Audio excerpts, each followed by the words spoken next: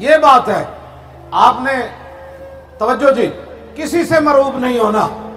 मरऊब तो वो हो जो नामूस रिसालत का गद्दार है। आप तो रसूलुल्लाह की नामूस के मुहाफिज है।